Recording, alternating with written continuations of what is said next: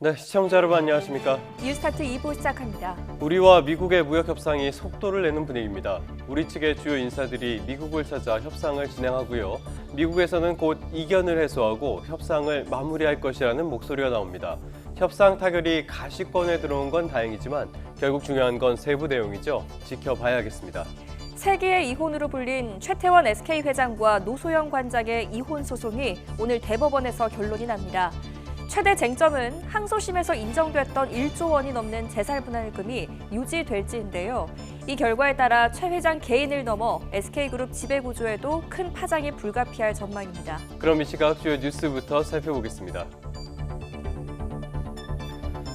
캄보디아에 구금된 한국인 2명이 국내로 송환됐습니다. 캄보디아에 도착한 정부 합동 대응팀은 남은 한국인 송환 문제를 협의할 예정입니다.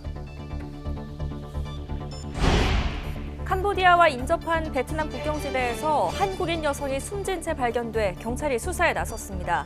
정부는 캄보디아 일부 지역에 여행 금지 조치를 내렸습니다.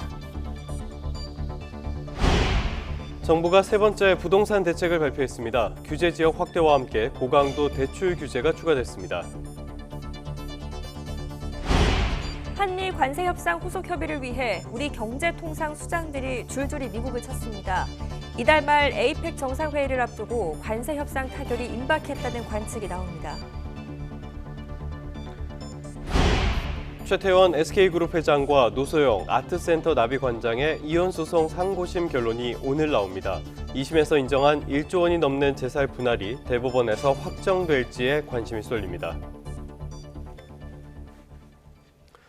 네, 첫 소식으로 캄보디아부터 가보겠습니다. 정부는 캄보디아에서 이른바 스캠 범죄에 종사하는 한국인이 1,000명이나 되는 것으로 추산했습니다. 정부는 캄보디아 일부 지역의 여행을 금지하는 등 여행 경보를 격상하고 합동 대응팀을 현지로 급파했습니다. 홍선기 기자입니다.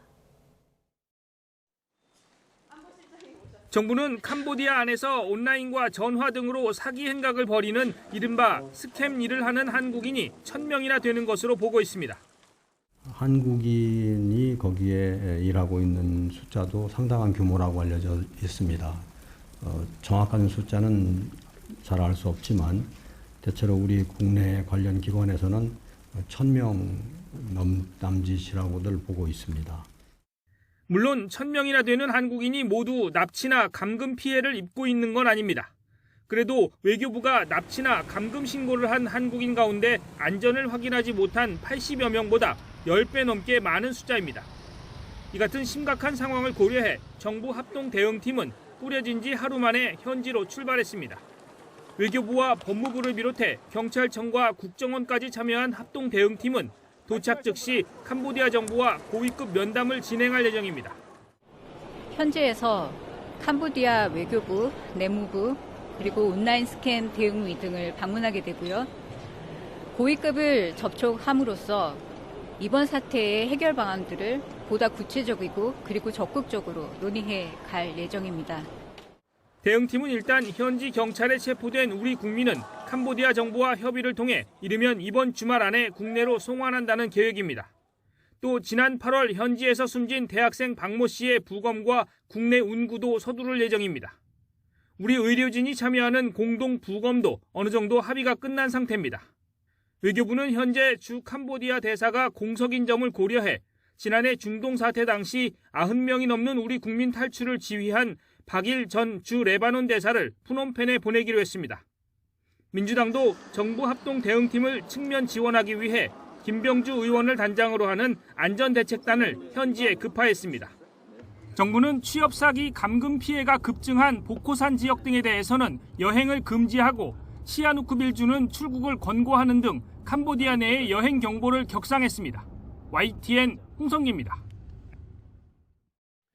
캄보디아 납치 감금 사태 경고 등은 이미 2년 전부터 울리고 있었습니다. 하지만 관계 당국의 외면 속에 범죄 피해는 빠르게 불어났고 대학생이 고문을 당해 숨지고 나서야 정부의 대응은 본격화됐습니다. 부장원 기자입니다.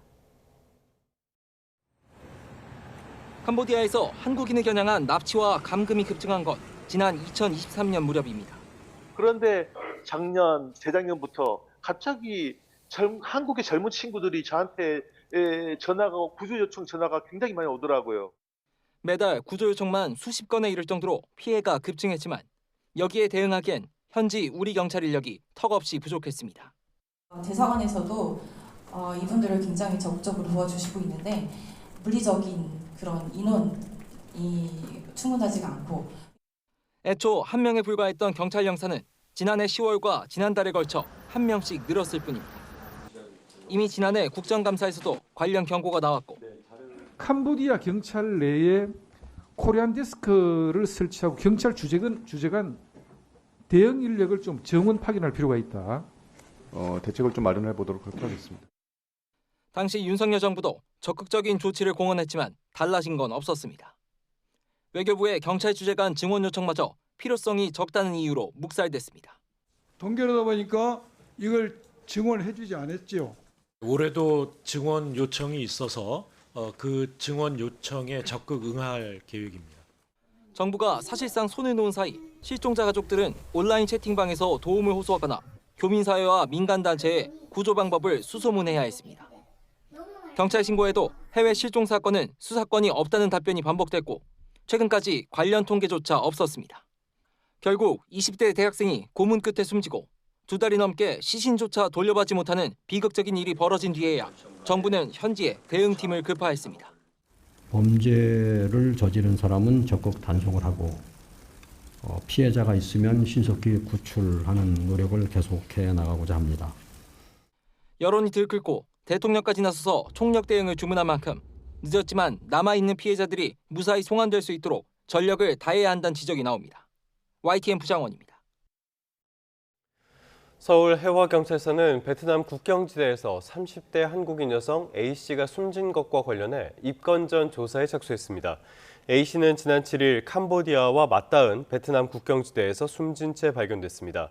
A씨의 시신은 부검을 마치고 유족에게 인도됐고 시신에 폭행 흔적 등은 없었던 것으로 전해졌습니다. 경찰은 A씨가 보이스피싱 범죄 조직과 연관이 있는 건 아닌지를 들여다보고 있습니다. 캄보디아에서 한국인 대학생이 고문 끝에 숨진 사건 이후에 고수익 해외 취업 유혹에 빠지지 말라는 경고가 이어지고 있죠. YTN 취재진이 캄보디아 감금 과정이 고스란히 담긴 법원 판결문들을 살펴보니 범죄에 가담하게 될 걸 알고 출국한 사례도 있었습니다. 이현정 기자입니다.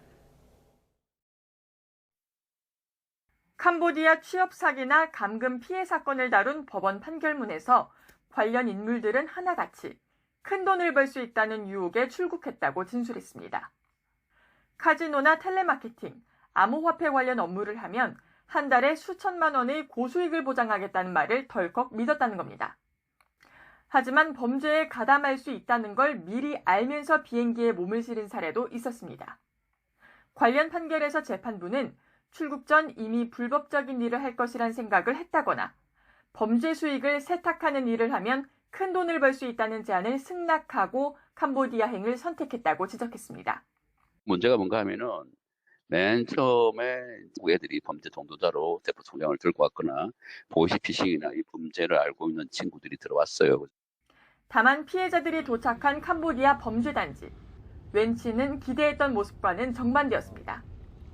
휴대전화와 여권 등 소지품을 모조리 빼앗기고 외부와는 철저히 차단된 채 보이스피싱, 로맨스 스캠 등 온갖 범죄에 동원됐습니다. 심지어 기상과 취침 시각, 외출을 통제하는 엄격한 행동 강령을 따르며 죄수 같은 생활을 해야 했습니다. 오래된 친구들은 1년 반, 2년 동안 탈출도 못하고 계속 제가 봤을 때는 온라인 앵벌이에 다 동원되는 것이죠. 반항하거나 업무 할당량을 채우지 못하면 무자비한 감금과 폭행은 물론 고문까지 당했습니다. 관련 판결문에선 탈출 시도가 의심되면 친구를 인질로 잡아 협박한 사례도 발견됐는데 웬치를 탈출한 한국인들을 잡기 위한 별도 SNS 대화방까지 존재했습니다. 그 텔레그램에 수배방이라고 있어요. 그 팀장 수십 명이 지금 자기가 갖고 있는 연락처에다가도 쫙 전파하게 되고. 겨우 탈출해도 이들을 기다리고 있었던 건 몸과 마음에 남은 심각한 후유증과 경찰 조사 그리고 기나긴 재판이었습니다. YTN 이현정입니다. 올해 경찰이 피싱 범죄와 관련해 캄보디아에 요청한 국제 공조 회신은 30%에 그친 것으로 나타났습니다. 더불어민주당 위성곤 의원실 자료를 보면 경찰청은 지난 1월부터 8월까지 인터폴을 통해 캄보디아의 국제 공조 요청 20건 가운데 자료 회신 같은 답변은 6건으로 14건은 답을 받지 못한 것으로 집계됐습니다. 네, 이번엔 부동산 대책 살펴보겠습니다. 앞선 두 차례 대책에도 서울 한강벨트와 경기 일부 지역을 중심으로 집값 상승세가 심상치가 않죠. 결국 정부가 세 번째 부동산 대책을 전격 발표했습니다. 서울 전역과 경기 12개 시구를 규제 지역과 토지거래 허가구역으로 한꺼번에 묶는 초강수 카드를 꺼내 들었는데요.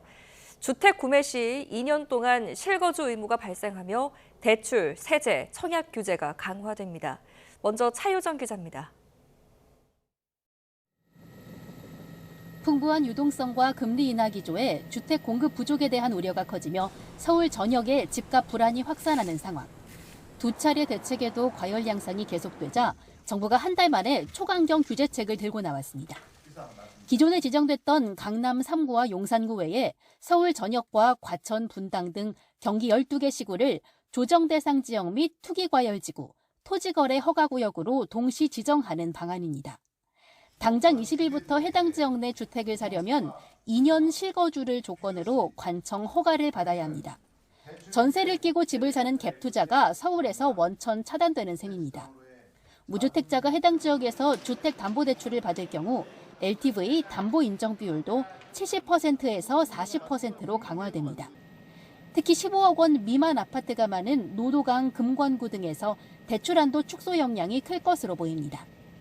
규제 지역에선 아파트 분양권 전매도 3년 동안 제한되고 세제도 강화돼 취득세가 2주택자는 8%로 3주택자는 12%로 중과됩니다. 이처럼 수도권 대부분을 광범위하게 토지거래 허가구역으로까지 묶는 건 역대 최초입니다. 이 지역들은 내일부터 지정에 따른 그 효력이 발생될 예정입니다. 토지거래 허가구역도 추가 지정하여 주택 구입 시 실거주 의무를 부과하고 갭 투자를 차단하겠습니다. 정부가 풍선 효과 확산을 사전에 차단하겠다는 강력한 의지를 밝힌 가운데 서울 외곽을 중심으로 거래가 급격히 침체할 거란 전망이 나오고 있습니다. YTN 차유정입니다. 정부는 규제 지역 확대와 함께 고강도 대출 옥죄기에도 나섰습니다. 6억 원으로 제한했던 주택담보대출 한도를 집값에 따라 4억, 2억으로 차등 적용하며 고가의 주택 수요를 억누르기로 했습니다. 계속해서 손효정 기자입니다. 정부가 내놓은 세 번째 대출 규제 핵심은 집값이 비쌀수록 대출 문턱은 더 높이는 차등 구조에 있습니다. 일괄적으로 최대 6억 원으로 묶어놨던 수도권 규제지역 대출 한도를 구간별로 세분화하기로 했습니다. 15억 원 이하 주택은 그대로 6억 원, 15억 원에서 25억 원 사이는 4억 원, 25억 원 초과 주택은 2억 원으로 한도를 낮췄습니다. 고가 주택으로 쏠리는 자금 흐름을 차단해 부동산 과열을 가라앉히겠다는 의도입니다. 고가 주택 중심으로 가격이 상승하고 있는 만큼 고가 주택을 타겟으로 한 대출 한도를 규정하는 것이 적정하다고 판단한 것입니다. 그동안 갭 투자 수단으로 악용된다는 지적이 잇따랐던 전세 대출에도 처음으로 칼을 빼들었습니다. 집을 가진 사람이 수도권 규제 지역에서 전세 대출을 받을 경우 이자 상환분이 DSR 계산에 포함됩니다. 갚아야 하는 대출 원리금이 커지면서 받을 수 있는 대출액이 줄어드는데 예를 들어 연소득 5천만 원 차주가 전세 대출 2억 원을 받으면 DSR은 14%가량 올라가는 것으로 나타났습니다. 금리 인상을 미리 반영하는 스트레스 금리도 규제 지역에 한해 1.5%에서 3%로 높아집니다. 이에 따라 소득 1억 원인 사람이 30년 만기로 금리 4% 변동형 대출을 받는다면 한도가 최대 8,600만 원, 소득 5천만 원의 경우 4,300만 원 줄어들 것으로 금융위는 추산했습니다. 규제 지역이 전면 확대된 가운데 집을 담보로 대출받을 수 있는 비율 LTV 역시 70%에서 40%로 확 낮아졌습니다. 강화된 대출 규제는 오늘부터 즉시 시행됩니다. 다만 전세대출 DSR 규제는 은행 전산 시스템이 정비되는 오는 29일부터 적용될 예정입니다. YTN 손효정입니다. 네, 이번엔 국회로 가보겠습니다. 국회는 여전히 엉망입니다. 국회가 더불어민주당 주도로 헌정사상 전례가 없는 대법원 현장 검증 국정감사에 나섰습니다. 국민의힘은 법원 점령이라며 반발하고 퇴장해 반쪽으로 진행됐습니다. 이준엽 기자입니다. 대법원 현장 국정감사는 이틀 전에 난장판 법사위에 대한 자성론 속에서 출발했습니다. 우리 민주당 의원들에게도 자제하자, 끼어들지 말자 했습니다. 저부터 자제할 테니까 여러분도 좀 자제해 주시고. 그러나 민주화 이후 선례를 찾아보기 힘든 대법원 현장 검증 시도에 국민의힘은 사법 파결하며 시작 전부터 날을 세웠습니다. 헌정사상 초유의 폭거입니다. 일당 독재에 의한 사법부 압수수색, 현장 검증을 하겠다는 것입니다. 민주당 주도로 이재명 대통령의 공직선거법 위반 사건에 대한 대법관별 기록 접근 시점과 내용 등 이른바 로그 제출 요구가 의결됐고 뒤이어 여당이 협의 없이 현장 검증에 나서려 하자 국민의힘은 고성을 내지르고 법원 측도 난감한 기색을 보였습니다. 현장으로 이동하도록 하겠습니다. 그러면 법원 행정처에서는 처장님을 필두로 현장으로 안내해 주시기 바랍니다. 법원 행정처 입장을 말씀하게 해주세요. 저희 국민의힘은 이동할 수 없습니다. 결국 민주당이 현장 검증을 강행하며 국감은 반쪽으로 전락했습니다. 국민의힘은 민주당이 법원에 점령해 이 대통령 무죄 만들기와 사법부 해체에 나섰다며 보이콧을 선언했습니다. 현장 국감은 국회법, 헌법, 또 국정감사법을 정면으로 위반하는 불법 현장 국감입니다. 민주당은 국민의힘이 국감을 정쟁화하고 해방 놓기 위해 사실 무근의 주장을 늘어놓고 있다고 맞섰습니다.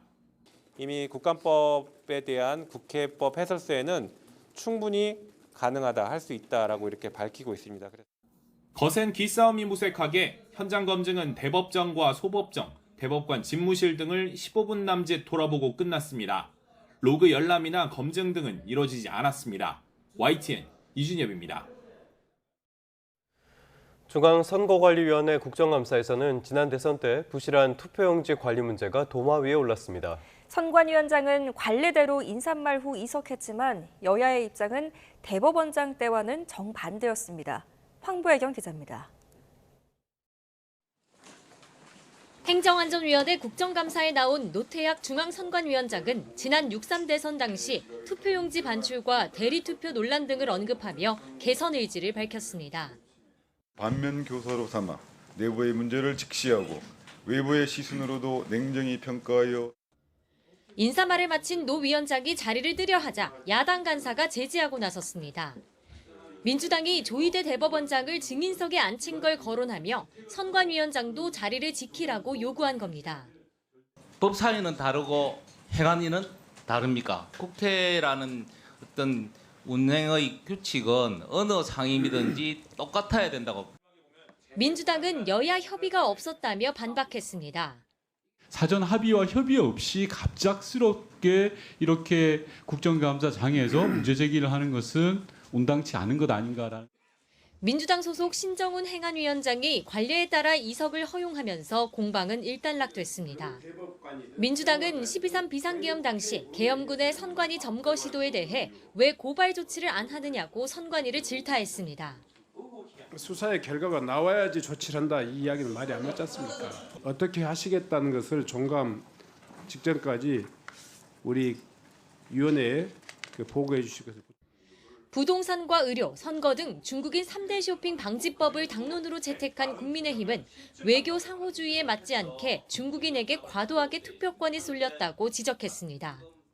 투표권이 자격이 있는 외국인 80% 이상이 중국 국적자로 현재도 이제 특정 국적에 이제 과도하게. 고용노동부 국정감사는 민주노총 증인 채택 문제로 시작부터 파행을 빚었습니다. 국민의힘은 간첩 혐의로 대법원에서 형이 확정된 전 민주노총 간부를 언급하며 노조 관계자 증인 채택을 촉구했고 민주당은 특정 단체를 싸잡아 왜곡하는 건 옳지 않다고 반발했습니다. 민주노총 위원장 출신인 김영훈 노동부 장관을 겨냥한 신경전인데 올해 국감에서는 색깔론도 주요 화두가 되는 모습입니다. YTN 황보일경입니다.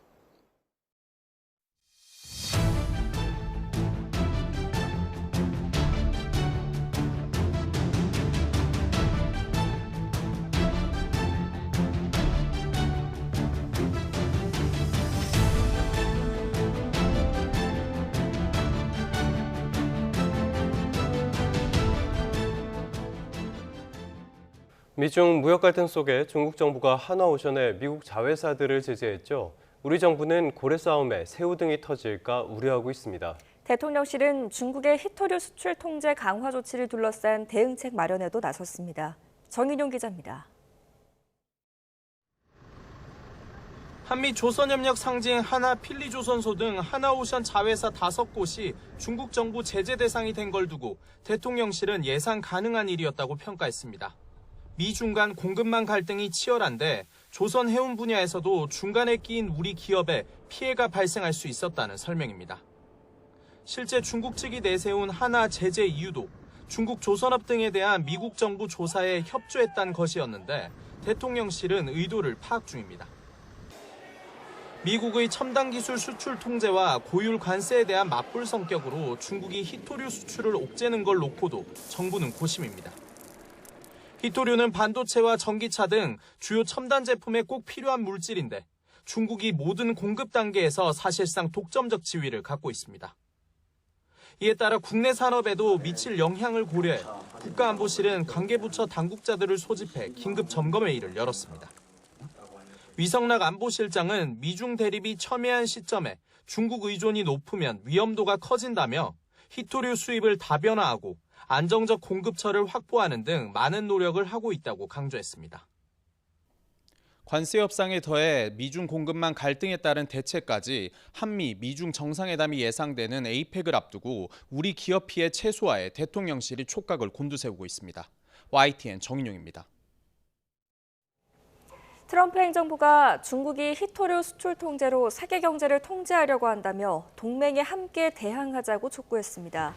제이미슨 그리어 미국 무역대표는 현지 시간 15일 워싱턴 DC 재무부 청사에서 합동 기자회견을 열고 중국의 히토류 수출 통제는 미국뿐 아니라 세계 모든 나라에 대한 경제적 강압이며 세계 경제와 기술 공급망 전체를 통제하려 한다고 비판했습니다. 그리어 대표는 한국에서 스마트폰을 만들어 호주에 판매할 경우 중국의 히토류가 들어있는 반도체를 포함한다면 먼저 중국의 승인을 받아야 한다며 동맹들도 그런 종류의 시스템을 따라가지 않을 것이라고 말했습니다. 네, 어제 나온 부동산 대책 다시 한번 짚어보겠습니다. 이재명 정부가 서울 전역과 경기도 12개 지역을 부동산 규제 지역을 확대하는 내용의 주택시장 안정화 대책을 내놨습니다. 정부는 우선 오늘부터 조정 대상 지역, 투기 과열 지구를 기존에 지정했던 서울 강남, 서초, 송파, 용산구 이렇게 4개 자치구 말고도요. 서울 21개 자치구 전체, 그리고 과천과 광명, 성남시 분당구, 수정구, 중원구 등 경기도 12개 지역으로 더 확대합니다. 이에 더해서 토지거래 허가 구역도 투기 과열 지구와 동일한 지역에 소재한 아파트와 동일 단지 내 아파트가 1개 이상 포함된 연립, 다세대 주택을 대상으로 신규 지정합니다. 정부는 또 총리 직속으로 부동산 감독기구를 설치해 부동산 범죄에 강력 대응하기로 했습니다. 부동산 불법 행위는 직접 조사와 수사에 나서고요. 보유세와 거래세 조정 같은 세제 합리화 방안도 검토하기로 했습니다. 오인석 기자입니다. 집값 띄우기 등의 부동산 불법 행위를 체계적으로 감시할 감독기구가 국무총리 직속으로 설치됩니다. 정부는 부동산 시장의 거래 질서를 교란하고 서민들의 주거 안정을 저해하는 불법적이고 악질적인 부동산 범죄에 강력 대응하겠다고 밝혔습니다. 불법 행위를 직접 조사, 수사하는 것이 핵심 내용으로 꼽힙니다. 부동산 불법 행위 감독기구를 설립, 각 부처에서 수행 중인 조사, 수사의 기획 조정뿐만 아니라 전세 사기, 가격 띄우기 등 사회적 이슈에 대해서는 직접 조사, 수사하겠습니다. 부동산 감독기구 설치는 이재명 대통령의 후보 시절 공약으로 조직과 예산 등의 강력한 추진 동력이 실릴 것으로 전망됩니다. 정부는 부동산 감독기구가 출범하기 전까지 공정하고 투명한 거래 질서를 확립하기 위해 범정부 대응 체계를 강화하기로 했습니다. 국토부는 허위 신고가 거래 후 해제를 통한 가격 띄우기가 의심되는 8건에 대해 경찰에 수사 의뢰했습니다. 경찰청은 전국 경찰 841명을 편성해 이달부터 가격 띄우기와 부정청약, 재건축, 재개발, 비리 등에 대해 중점 단속을 벌이고 있습니다. 국세청은 부동산 탈세 신고센터를 설치해 전 국민으로부터 탈세 제보를 수집하고 강남 4구를 포함한 한강벨트 등 고가 아파트 취득에 대한 자금 출처 검증을 대폭 강화하기로 했습니다. 최근 증가하고 있는 고가 아파트 증여와 관련하여 강남 4구, 마용성 등 고가 아파트 증여 거래 1,500여 건에 대해서도 빠짐없이 살펴보겠습니다. 기획재정부는 부동산 세제 합리화 방안을 마련하겠다고 밝혔습니다. 구윤철 부총리는 부동산 시장에 미치는 영향과 과세 형평 등을 종합 검토해 보유세와 거래세 조정, 특정 지역 수요 쏠림 완화를 위한 세제 합리화 방안을 검토하겠다고 말했습니다. 규제 지역 확대와 대출 규제 강화에도 부동산 시장이 안정되지 않으면 세제 카드까지 꺼내들 수 있다는 의미로 해석됩니다. YTN 오인성입니다. 이렇게 이재명 정부 출범 4개월 만에 세 번째 부동산 대책으로 더 센 규제가 나오면서 단기적으로 거래는 얼어붙을 것으로 보입니다. 문제는 이런 효과가 지속될 수 있을 것인가 이 부분이겠죠. 대체로 집값 안정 효과는 미지수라는 지적이 나오는데요. 인기 지역만 집값이 오르는 이른바 초양극화 현상에 대한 우려까지 제기됩니다. 최두희 기자입니다.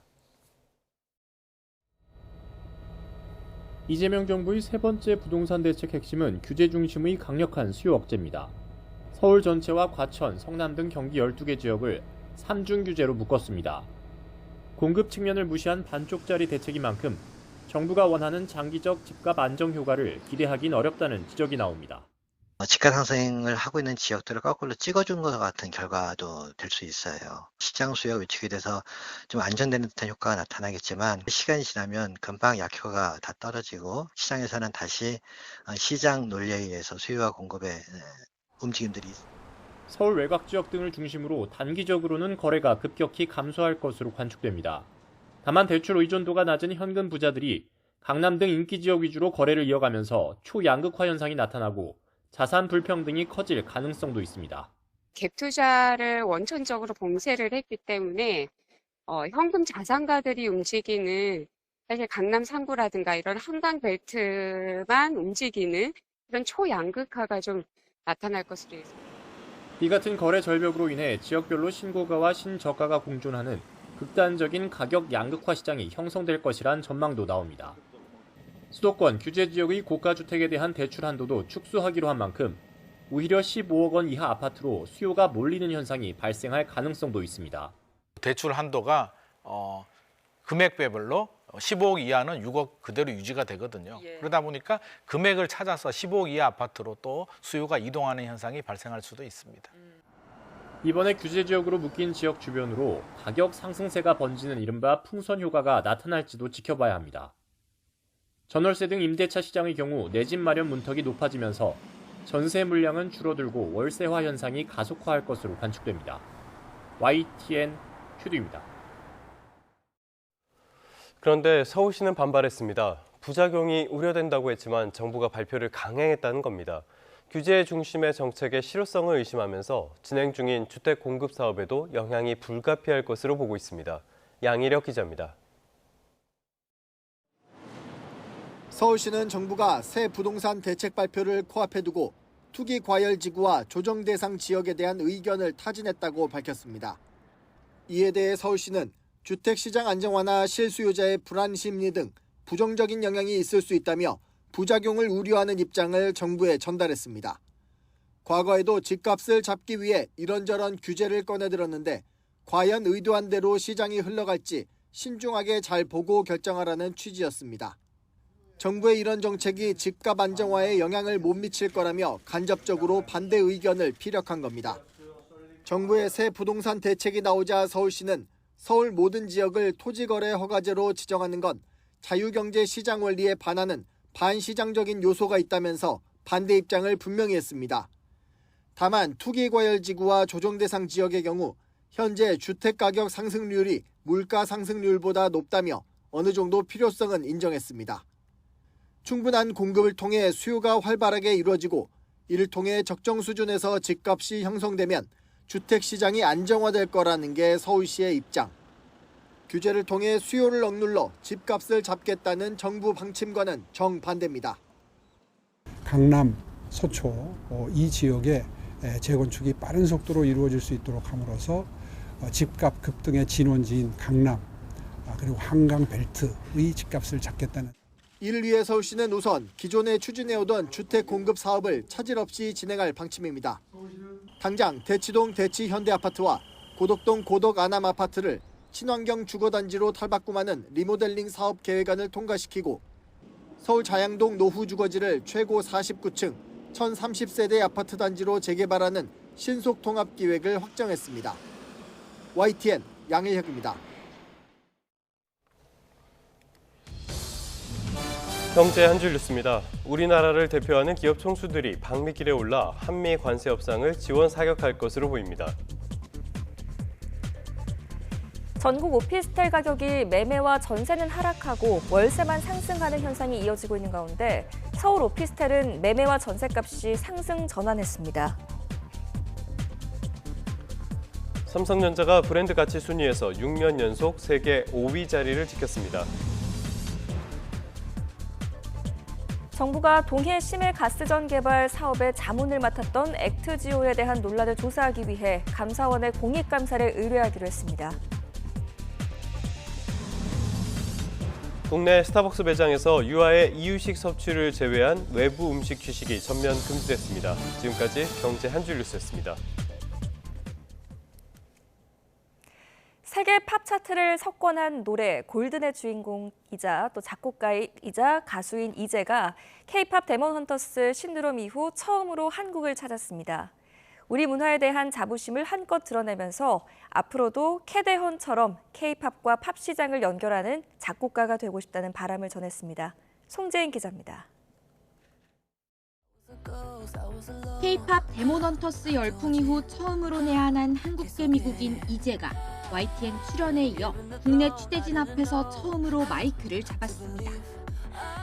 글로벌 히트곡 골든의 작곡가로서 또 현실판 루미로서 매일 꿈 같은 날을 보내고 있다는 이재. 많이 들어도 너무 좋아하는 질문이에요. 제 아이가 너무 좋아하는 할 때 제일 뿌듯해요. 사실 10대를 SM 엔터테인먼트 연습생으로 꼬박 보냈지만 결국 데뷔의 꿈은 이루지 못했습니다. 하지만 2025년 골든으로 세계를 울릴 수 있던 건 바로 그때의 경험이 있었기 때문이라고 말합니다. 떨어진 것도 중요했던 것 같아요. 그거 했기 때문에 제가 다른 것도 해보고 시도해보고 작곡도 시도해보고 만약에 안 떨어졌으면 작곡 안 시작했을 것 같아요. 누구나 희망을 찾는 시대이기 때문에 골든의 가사가 세계인들의 마음을 끌었을 거라면서도 그 안에 담긴 우리말 가사 또 한국 문화가 인기의 핵심이었을 거라며 자부심과 자신감을 드러냈습니다. 솔직히 가능성 있다고 생각하시나요? I think so. 네. 다들 주의한다고 하니까 이게 제가 항상 얘기하는데 엄마가 말이 시가 된다고 하니까 계속 된다고 할 거예요. 오는 24일 신곡 발표를 시작으로 앞으로도 작곡가로서 K-팝과 팝 사이 가교 역할을 하고 싶다는 이재. 캐더헌이 약간 그거의 example인 것 같아요. 약간 연결시켜주는. 그래서 제가 느낀 게 서로의 문화에 이해하는 게 중요하더라고요. 어떤 면에는 한국을 살려야 되고 어떤 면은 미국을. K-팝 업계 역시 아름다운 우리말 가사를 살려 본질인 K를 잃지 않아야 한다고 강조했습니다. YTN 송재인입니다. 가을이 깊어지면서 강원도 설악산이 빠르게 단풍으로 물들고 있습니다. 이상고온 탓에 단풍은 평년보다 나흘이 늦었지만 빛깔은 예년보다 더 곱습니다. 송세혁 기자입니다. 깎아지른 기암 괴석 사이로 붉고 노란 단풍이 고운 자태를 뽐냅니다. 산등성이를 타고 내려온 단풍은 계곡까지 물들이며 가을 정취를 더합니다. 오색 단풍의 향연에 흠뻑 빠져든 등산객들은 정상을 향해 발걸음을 재촉합니다. 올 때마다 더 아름다운 것 같고 올해는 더 아주 단풍이 아름답게 들은 것 같아요. 지난 2일 해발 1708m 설악산 정상 대청봉에서 시작된 단풍은 지금은 해발 7,800m 부근까지 물들였습니다. 올해 설악산 단풍은 평년보다 나흘 늦었습니다. 최저 기온이 5도 이하로 떨어지면 단풍이 본격화하는데 최근까지 이어진 이상 고온 탓에 늦게 시작된 겁니다. 지난달 전국 평균 기온은 1973년 이후 두 번째로 높은 23도로 평년보다 2.5도나 높았습니다. 첫 단풍이 늦은 만큼 산 전체의 80%가 물드는 절정 시기도 평년보다 사나흘 늦어질 전망입니다. 설악산이 오는 23일, 한라산은 30일, 내장산은 다음 달 11일쯤 단풍이 절정을 맞을 것으로 예상됩니다. 예년에 비해서 더욱 울긋불긋하고 선명한 빛깔을 나타내고 있는데요. 이는 적절한 강수량과 적절한 그 기온의 하강으로 보고 있습니다.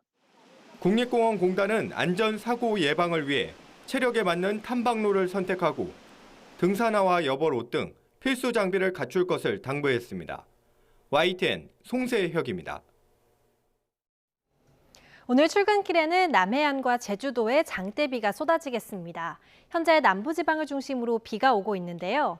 남해안 지역에 강한 비구름이 지나는 가운데 전남 여수와 고흥에는 호우주의보가 내려졌습니다. 비는 아침까지 강하게 쏟아지다가 오후가 되면 대부분 그치겠습니다. 그 사이 전남과 영남, 제주도에 최고 40에서 50mm, 그 밖의 지역에 5에서 20mm의 비가 더 오겠습니다. 동해안 지역은 밤까지 비가 이어지는 가운데 잦은 비로 지반이 약해진 상태입니다. 경북 울진에는 산사태주의보도 내려진 만큼 안전사고에 유의하셔야겠습니다. 오늘도 기온은 예년 수준을 웃돌겠습니다. 현재 기온은 서울이 17.3도 보이고 있는데요. 한낮에는 서울 23도, 대구 22도, 부산 24도, 광주 27도까지 오르겠습니다. 금요일 밤사이 전국에 또다시 비가 오겠습니다. 일요일부터 하늘은 개겠지만 찬바람이 불면서 이른 추위가 찾아오겠습니다. 날씨였습니다.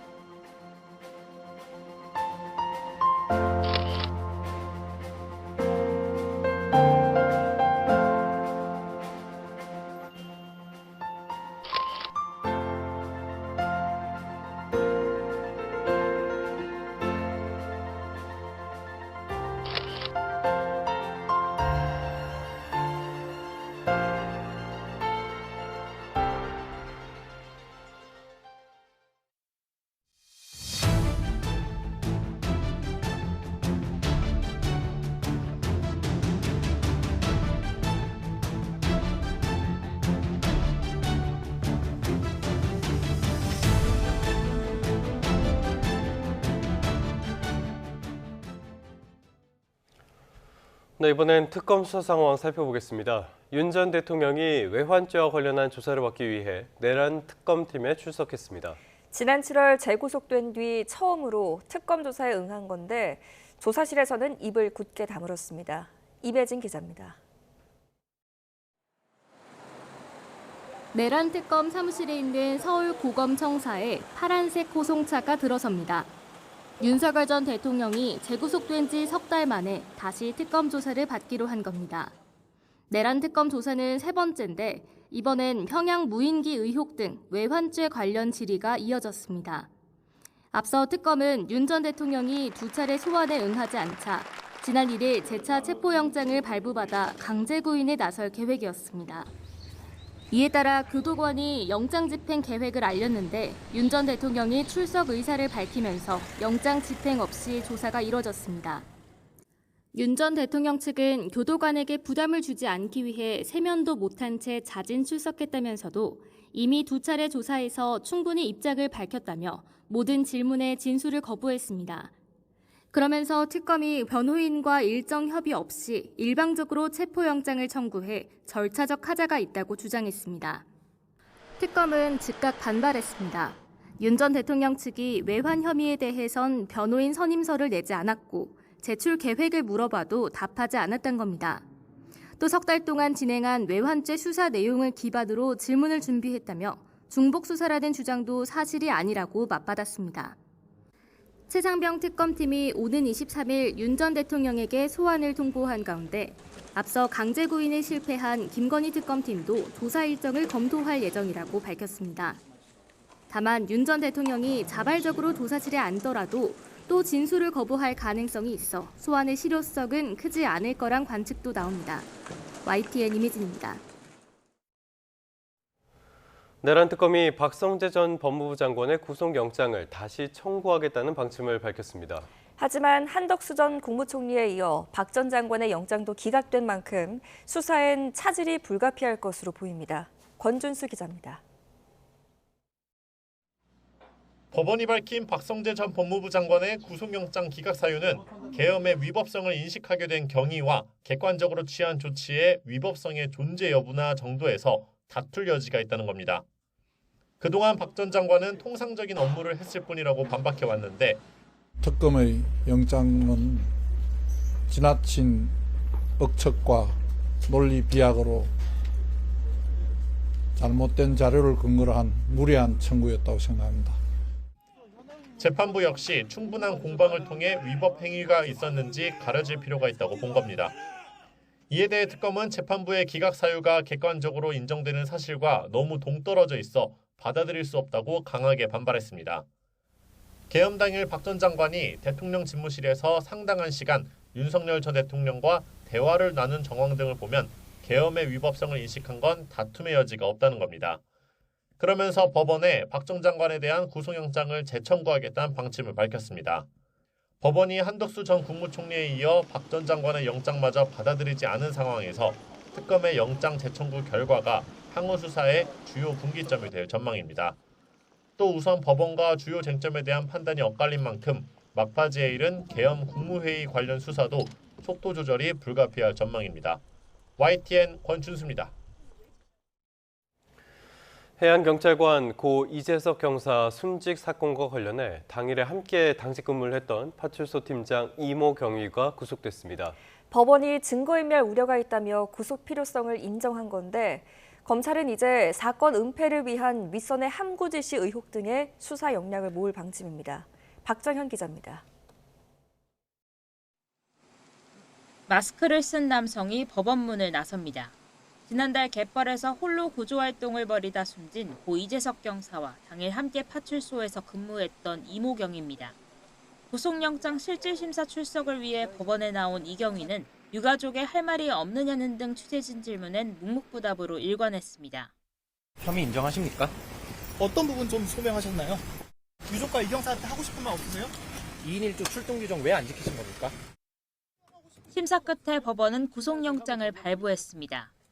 이경희가 사건 직후 일부 통화 기록을 삭제한 데다가 팀원에게 허위로 진술을 맞추자 제안했고 업무 시스템에 사실과 다른 내용을 입력하는 등 증거인멸의 가능성이 있다고 본 겁니다.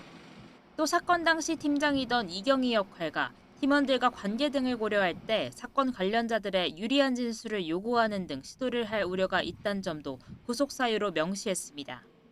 2인 출동 원칙 같은 안전규정을 지키지 않았단 업무과실치사 혐의 외에 당일 파출소 팀원들의 근무일지를 조작하는 등 혐의도 인정된 건데 이로써 이제 검찰 수사는 본격적으로 윗선을 겨눌 전망입니다.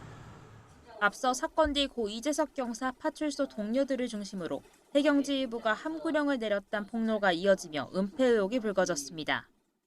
다른 얘기는 쓸데없는 얘기 하지 말고 괜히 말 한마디라도 하면은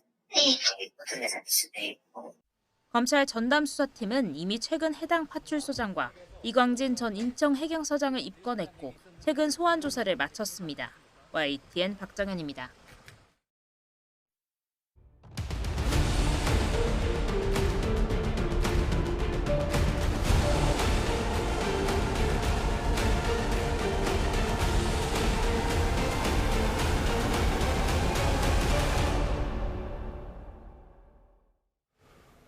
늑장 대응이라는 비판 속에 정부 합동 대응팀이 캄보디아에 도착했습니다. 구금된 내국인 송환과 함께 캄보디아 당국과의 범죄 수사 공조를 논의할 예정인데요. 이민국에 구금된 한국인들이 귀국을 거부하고 있다는 얘기도 나오고 있습니다. 관련 상황 짚어보겠습니다. 임주혜 변호사 나오셨습니다. 어서 오십시오. 어서 오십시오, 네, 변호사님. 안녕하세요. 자, 지금 저희도 이 소식을 계속 전해드리고 있는데요. 제일 이해가 되지 않는 게 이게 어제 오늘 일도 아닌데 지금까지 뭐 하고 있었냐 이런 생각이 들거든요. 변호사님 어떻게 보세요? 그렇습니다. 이미 이 올해 8월까지 캄보디아로부터 어떤 구금 피해 신고 건수가 330건에 달했습니다. 작년부터 이 숫자가 크게 증가하고 있었기 때문에 말씀 주신 것처럼 어제 오늘 일은 아니었습니다. 지금 이 순간에도요. 지금 불법 외국 취업 알선 사이트 같은 경우에 여전히 캄보디아나 베트남 인근에 고액알바를 미끼로 해서 어떤 취업을 알선하는 듯한 글이 올라오고 있고 이런 글들은 몇 년 전서부터도 확인할 수 있었습니다. 예. 이 캄보디아의 현지 물가를 고려해 봤을 때 캄보디아에 일을 하러 갔는데 우리 국민에게 일주일에 100만 원, 400만 원을 지급하겠다. 이 자체로서 현지 물가를 고려할 때 있을 수 없는 일입니다. 네네네. 그렇다면 그 자체로서 사기라는 것이 쉽게 인지가 가능한 상황인데 너무나도 늦게 실질적으로 피해자가 발생하고 사망자가 발생하고 여러 한국인들이 지금 어디에 있을지도 모르는 이 상황에까지 와서야 대응을 한다는 부분은 짙은 아쉬움이 남습니다. 네, 많이 늦었지만 일단 정부 합동 대응팀이 급파가 됐고 현지에 도착했다는 소식이 전해졌습니다. 가장 먼저 해결해야 할 사안들 뭐가 있을까요? 가장 먼저 일단 해결할 사안은요. 구금된 한국인이 더 남아 있다면 이 부분에 대해서 빠르게 신원을 확인하고 예. 그리고 한국으로의 송환을 추진하는 일일 겁니다. 지금 이 시간에도 어떤 피해를 보고 있는 한국인들이 충분히 더 있을 수 있는 상황이기 때문에 정확한 피해자의 규모 그리고 피해자들이 현재 어디에 있는지 이런 위치 같은 부분 파악하는 것이 급선무라고 보여집니다. 그리고 추가적으로도 지금 현지에도 지금 이 당국에 이민국에 구금되어 있는 한국인들의 송환 문제 같은 부분도 빠르게 매듭지어야 할 부분이라고 보여지고요. 일단 당장 필요한 부분은 한국인들의 신변을 확인하고 예. 안전을 확보하는 일이라고 생각이 됩니다. 그런데 지금 정부에서 주말까지 구금된 인원들을 송환하는 게 우선순위다 이렇게 밝혔는데 들려오는 이야기를 보면은 이 사람들이 귀국을 원하지 않는다라는 이야기도 나오더라고요. 이거는 범죄에 가담했기 때문인가요? 한 60여 명 정도가 캄보디아 당국에 지금 구금이 되어 있다고 전해지고 예. 있습니다. 이제 우리 정부는 빠른 송환을 추진하겠다. 특히 주말 이내까지 송환을 마무리 짓겠다라는 의지를 표명하고 있지만 지금 현지에서는 이 해당 인원들이 한국으로의 출국, 송환을 거부하고 있다는 이야기도 나오고 있습니다. 그러니까 어떤 상황 때문에 지금 구금이 된 건지 캄보디아에서 어떤 범죄에 연루가 된 것인지 예. 아니면 캄보디아 현지에서 한국인을 대상으로 하는 보이스피싱이라든가 로맨스 스팅과 같은 범죄를 저질렀기 때문에 한국으로 송환이 되면 어떤 처벌을 두려워하는 것인지 아직까지는 추측에 불과합니다. 또 정확하게 송환을 거부하고 있는 것인지도 확인이 필요한데 좀 복합적인 상황은 있는 것 같습니다. 이들은 구금의 피해자로서 캄보디아에서 피해를 보고 있는가 동시에 어떤 자발적이든 아니면 강요에 의해서든 또 한국인을 대상으로 하는 범죄의 중간 가해자로서의 역할을 담당하고 있어서 그런 부분들 때문에 신고라던가 적극적인 대응도 꺼려하는 측면은 있을 것 같고요. 일단 안전이 확보돼야 되는 그런 부분들이 있기 때문에 빠른 송환을 우리나라 입장에서는 요구할 수밖에 없는 상황이지만 이들이 계속해서 만약 실제로 송환을 거부한다면 당국에서 어떤 사법적인 절차를 받을 수도 있고 그렇다면은 과연 송환이 필요한 상황인지 한국인들을 대상으로 범죄에 가담했는지 여부에 따라서 송환은 훨씬 더 시간이 걸릴 수 있습니다. 네.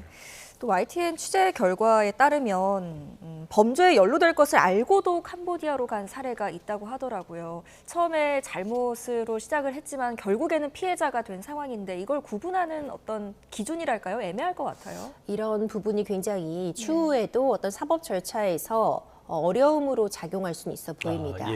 일단 시작은 이제 본인의 자발적인 선택이었을 수는 있습니다. 캄보디아에 가면 고액의 일자리가 있다더라. 작은 일, 그러니까 간단한 일만 담당을 해도 내가 큰 돈을 벌 수 있다더라. 라는 부분을 믿고 실제로 간 사람도 있을 수 있고요. 아니면 예. 아예 억울하게 관광 목적으로 들어갔다가 불법적인 부분에 연루가 되어서 이렇게 피해를 보고 있는 경우도 있을 수 있습니다. 이제 대포 통장 같은 부분은 사실상 엄연히 범죄입니다. 네. 내가 한국에서 대포 통장을 빌려주면은 수수료를 받는다더라라는 부분을 인지하고 갔다면 사실상 이미 불법적인 일에 가담한다는 부분을 알고 있었을 것입니다. 근데 예. 그럼에도 불구하고 사실은 내가 자발적으로 참여했음에도 내가 구금을 당해서 내가 협박을 당해서 통장을 제공할 수밖에 없었다라는 이야기를 하는 사람도 분명히 나올 수는 있는 상황으로 보이는데 현지 시점에서 가장 1차적으로 확보돼야 되는 건 우리 국민들이 지금 구금의 피해자이기 때문에 이 상황을 타개하고 한국으로 송환하는 것이 저는 1순위라고 보고요. 예. 그 이후에는 이들이 일부라도 또 한국인을 대상으로 하는 범죄, 로맨스 스캠이나 보이스피싱에 가담했다면 또 이 부분은 상황에 따라서 법적인 책임을 질 수밖에 없다. 이렇게 평가가 됩니다. 알겠습니다. 결국에 이런 문제를 해결하기 위해서는 현지와의 공조가 필수적이라고밖에 볼 수가 없는데요. 문제는 현지 경찰이 잘 공조가 안 되고 부패해 있다. 이런 이야기들도 나오거든요. 그렇기 때문에 범죄단지 이주할 것이다. 라는 이야기까지 나오는데 상황을 어떻게 보고 계십니까? 그렇습니다. 말씀 주신 것처럼 캄보디아의 어떤 치안 상황도 불안하다는 지적 계속 나오고 예. 있고요. 사법 절차라든가 수사 과정 역시도 우리나라와 비교할 때 굉장히 불투명하다라는 이야기가 나오고 있습니다. 이제 이런 부분들 때문에 우리가 코리안 데스크를 좀 신속하게 빠르게 설치된다는 그런 지적이 나오고 있는 것이고요. 네. 대사관을 통해서 현지 경찰들과 어떤 우회적인 경로를 통해 간접적으로 교류하는 것이 아니라 우리 인력들이 직접 이 캄보디아 현지 경찰에 파견이 되어서 그들과 함께 이제 1대1로 수사에 참여를 하고 또 수사 과정의 정보도 적극적으로 받아 예. 어떤 우리도 수사에 함께하는 그런 모습이 지금 꼭 필요한 상황이라고 보여집니다. 그리고 이미 캄보디아가 이렇게 범죄의 온상이 된 건 라오스라던가 인근 국경을 맞닿고 있는 곳에서 오히려 이 치안이 강화되고 엄격화되면서 캄보디아로 범죄단체들이 이주한 부분이 크다고 보여지는데 예. 이렇게 또 캄보디아 내부의 문제가 시끄러워지자 캄보디아에서도 또 인근으로 이 범죄단체가 이주하려는 모습을 보이고 있습니다. 그렇다면 만약 지금 구금되어 있는 피해자들이 있다면 우리가 이미 확인하고 인지하고 있는 캄보디아 내의 범죄 조직들 웬치에서 또 다른 곳으로 이동할 가능성이 있습니다. 그럼 확인을 하고 구조를 하는 데까지 더 큰 시간이 걸릴 수 있기 때문에 지금 시간을 끌 그럴 상황이 아니다. 빠른 대처가 꼭 필요한 상황으로 파악하고 있습니다. 네. 또 지금 사태가 이렇게 커졌음에도 불구하고 아직까지 온라인에는 캄보디아 관련 고수익 구인글 사이트가 운영이 되고 있고 또 여기서는 방미 심의에서 불법이라고 단정하지 못한다라는 소극적인 대응을 내놓기도 했습니다. 근데 증거가 중요하잖아요. 게시물들을 지우고 있다고 하는데 이거 증거 인멸 우려가 있지 않겠습니까? 일부 어떤 게시글을 보면은요, 지금 캄보디아로 나도 이제 고액 알바 관련된 글이 올라왔는데, 이거 지금 구금이나 폭행 피해와 관련된 그런 부분들 아니냐라는 질문에, 이건 구금이나 폭행 그런 사안이 전혀 아닙니다. 안심하고 오세요. 그런 일은 일어나지 않습니다라고 또 안심하는 그런 글까지 올라왔다라는 이야기도 전해지고 있는데요. 구분할 필요가 있을 것 같습니다. 새롭게 어떤 이런 구인을 하는 그런 글을 올리는 그런 부분들은 차단할 필요가 있겠지만 예. 이미 확인되었던 이전에 구인을 했던 그런 자료들은 누가 이런 글을 올린 것인지 그래서 이들이 누구와 연락을 취했는지 연락 과정에서 어떤 메시지가 남아있는지는 앞으로 우리가 수사 과정에 있어서 굉장히 중요한 증거로 남을 예. 수밖에 없습니다. 그렇기 때문에 지금 이것이 삭제되는 것이 능사가 아니라 빠르게 그 자료들을 이미 경찰에서 확보를 하고 있어야 되는 상황이 아닌가 이렇게 생각이 되고요. 예. 그런 자료들을 토대로 해서 국내에서의 모집책들에 대한 엄격한 단속 역시도 지금 함께 이루어져야 되는 상황입니다. 알겠습니다. 다 좋은데 방미심의에서 이걸 불법이라 단정 못한다는 답변은 별로 이해가 되지 않는 답변인 것 같습니다. 자, 다음 주제로 한번 넘어가 볼까요? 오늘 굉장히 관심을 크게 받고 있는 사법 일정이 하나 있습니다. 세계 이혼이라고 불리는 소송이죠. 최태원 SK그룹 회장과 노소영 아트센터 나비관장의 이혼 소송 오늘 결론이 나오는 거죠? 그렇습니다. 대법원에서 1년여간의 심리를 거쳐서 오늘 그 결정을 내리게 됩니다. 그러니까 세기의 이혼이다라는 말이 나올 수밖에 없던 것이 사실 이혼은 사적인 영역이긴 하지만 이 대기업 총수와 전직 대통령 이 장녀의 결혼으로서 결합이 됐던 부분이 있기 때문에 이 재산분할 액수에 정말 큰 관심이 모으고 있습니다. 1심에서는 600억 원 가량의 재산분할이 인정이 되어서 이 600억 원도 굉장히 큰 돈이지만 최태원 이 회장의 재산 규모를 고려할 때는 최태원 회장의 승리다라고 평가가 됐습니다. 하지만 2심에서는 결론이 완전히 뒤집혔습니다.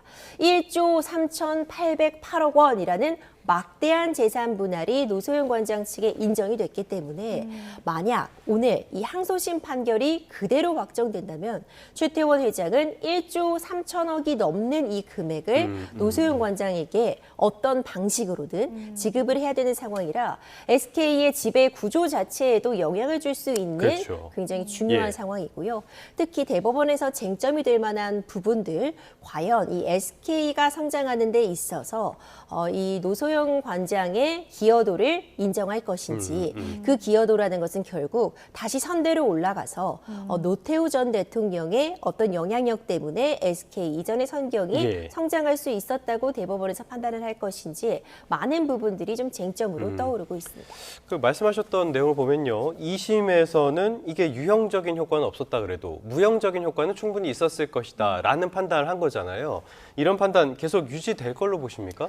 그렇죠. 굉장히 중요한 지적을 해주셨는데요. 재산분할 액수가 1심과 2심에서 이렇게 극명하게 600억 원 대 1조 3,800억 원이 나온 건 SK 주식을 재산분할 대상에 포함하는가 하지 않는가에 따라서 이 액수가 달라진 겁니다. 대법원에서도 이 SK 주식이 재산분할 대상으로 들어오느냐를 핵심적으로 다뤄볼 수밖에 없는데 일단 항소심에서는 적어도 무형적으로라도 어떤 이 선경이 성장하는 데 있어서 노태우 전 대통령의 영향력이 있었다는 부분을 인정했습니다. 그 증거로서로 제기된 것이 노소영 관장의 어머니가 보관하고 있었던 뭐 선경 300억 메모 같은 부분이 법적으로 어느 정도 신빙성이 있다는 판단을 받은 것인데요. 그렇기 때문에 대법원에서 과연 굉장히 오랜 시간이 지났지만 그런 메모의 존재라던가 유무형적인 어떤 노태우 대통령의 영향력 내진 그 과정에 있어서 SK의 성장과의 연관성을 인정할 것인지 여부에 따라서 재산분할 액수가 완전히 달라질 수 있는 상황입니다. 네, 지금 나누는 이야기와 연결되는 내용이긴 한데 주요 쟁점 가운데 하나는 또 최태원 회장이 보유한 SK 주식을 재산 분할 대상에 넣을 것인가 하는 것인 거죠. 그렇죠. 그 부분이 핵심입니다. 만약 SK 주식이 재산분할 대상에서 빠진다면 최태원 회장이 개인적으로 갖고 있는 부동산이라던가 아니면 예금만을 대상으로 해서 재산분할이 되기 때문에 액수에 있어서 정말 큰 차이를 가져오게 됩니다. 재산분할은 부부가 공동으로 이룩한 재산에 대해서 기여도에 따라 나누는 것인데 항소심에서 노소영 관장의 기여도를 35% 정도로 인정을 했습니다. 그렇다면 이 SK 주식이 포함되느냐, 포함되지 않느냐에 따라서 사실상 기여도 차이는 크게 없을 부분이기 때문에 그 SK 주식의 포함 여부에 따라서 재산분할 액수는 정말 큰 차이로 달라질 수 있습니다. SK, 아까 지배구조 말씀을 해주셨는데 당장 SK 쪽에 어떤 이런 직접 지분, 이거를 나누라고 판단이 나오지 않더라도 1조 3천억 원 이렇게 되면 굉장한 영향은 있을 것 같아요. 그렇죠. 아무리 이제 SK 최태원 회장이라고 해도 1조 3,808억 원을 현찰로 마련할 길은 없을 겁니다. 어떤 재산에 대한 지분을 팔든지. 처분이 있어야 되는 거죠. 주식을 담보로 돈을 빌린다거나 아니면 이 주식 자체를 처분한다거나 어떤 방식이 필요한데 그렇다면은 필연적으로 이 SK 주식에 대한 어떤 지배 구조의 변동도 예견될 수 있는 오늘 굉장히 중요한 판결이 내려진다고 보여집니다. 네, 어떤 결과가 나올지 지켜보도록 하겠습니다. 오늘 여기까지 듣겠습니다. 지금까지 임주혜 변호사와 짚어봤습니다. 잘 들었습니다. 고맙습니다.